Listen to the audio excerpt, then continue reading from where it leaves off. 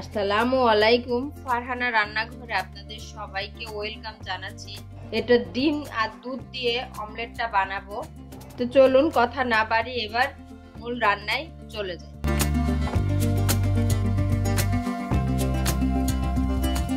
প্রথম স্টেপে আমি দুটি ডিম ভেঙে পাত্রটিতে নিয়ে নিব। একটা হ্যান্ড উইচের সাহায্যে আমি ডিমটি ভালোভাবে ফেটিয়ে নেব।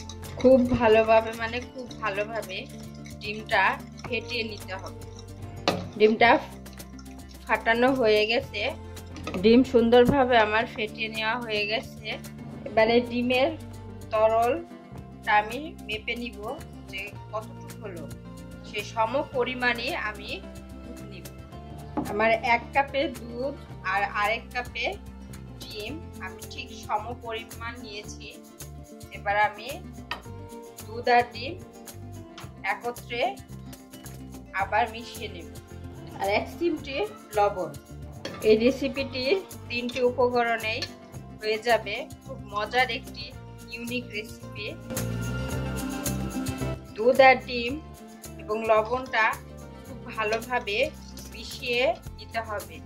দুধ আর ডিম আমার মেশানো হয়ে গেছে। এবার আমি পরবর্তী স্টেপে যাচ্ছি। এবার আমি যে বাটিটাতে ডিম আর দুধের মিশ্রণটি দিয়ে দিব, বাটিটি হতে হবে গর্ত এবং ছোট আকারের। এই বাটিতে আমি এবার সামান্য 1 ফোঁটা সয়াবিন তেল দিয়ে বাটির গায়ে তেলটা ভালোভাবে মিশিয়ে নেব, মানে মাখিয়ে নেব। হয়ে গেছে তেল মাখানো। এবার সেই দুধ আর ডিমের মিশ্রণটি আমি ঢেলে দেব। এমন সাইজের বাটি নিতে হবে যাতে সামান্য একটু খালি থাকে, সেইভাবে বাটিটা আপনারা চয়েস করবেন। এবার আমি চুলাটা অন করে দিচ্ছি। চুলা অন করে আমি একটি ফ্রাই প্যান কড়াই বসিয়ে দিয়ে দিয়েছি। তাতে পর্যাপ্ত আমি পানি দিয়ে দিই। এবার একটা স্ট্রেনার বসিয়ে দিলাম। পানিটি ওঠা পর্যন্ত আমি অপেক্ষা করব। পানি ফুটে উঠেছে প্রায়। এবারে স্ট্রেনার উপরে আমি বাটিটি বসিয়ে দেব। পরে ঢাকনা দিয়ে আমি অপেক্ষা করব 10 মিনিটের জন্য। 10 মিনিট পর আমি ঢাকনাটি তুলে আপনাদের দেখাচ্ছি। কত সুন্দর একটা স্মেল বের হচ্ছে এবং একটা টুথপিকের সাহায্যে আমি দেখছি কাঁচা আছে নাকি। দেখেন প্রায় হয়ে গেছে। কিছুক্ষণ পর আমি নামিয়ে পরিবেশন করে আপনাদের দেখাচ্ছি। দেখেন কত সুন্দর ডিম আর দুধের একটা অমলেট বলেন আর পুডিং, এটা লবণের পুডিং।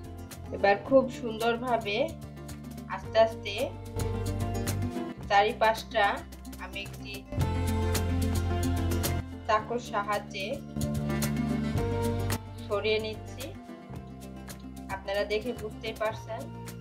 এবার এইভাবে একটি প্লেটের উপরে মেটি দিয়ে এইভাবে উল্টিয়ে নেব। এই কাজটি কিন্তু খুব সাবধানে করতে হবে, না হলে ভেঙে যাবে। আমি একটি পিরিচে ঢেলে নিলাম। আপনাদের কেটে দেখাচ্ছি কতটা নরম এবং তুলে। দেখেন স্পঞ্জি একটা, দেখেছেন? অসম্ভব মজার। ডিম দুধের মিশ্রণ একটি ডিমের অমলেটও করতে পারেন, বা লবণ দিয়ে পুডিং, আপনারা যে নামে ডাকতে পছন্দ করেন। রেসিপিটি যদি আপনাদের ভালো লেগে থাকে অবশ্যই বাসায় আপনারা ট্রাই করবেন। আর আমার ইউটিউব চ্যানেলটি সাবস্ক্রাইব করবেন, পাশে থাকা বেল আইকনটি ক্লিক করবেন, ফেসবুক পেজটি ফলো করবেন। আর আপনাদের জন্য আমি আরো নতুন রান্নার রেসিপি করে দেখাতে পারি, তার জন্য আমার সঙ্গে থাকবেন। সে পর্যন্ত আপনারা সুস্থ থাকুন, ভালো থাকুন। আল্লাহ হাফেজ।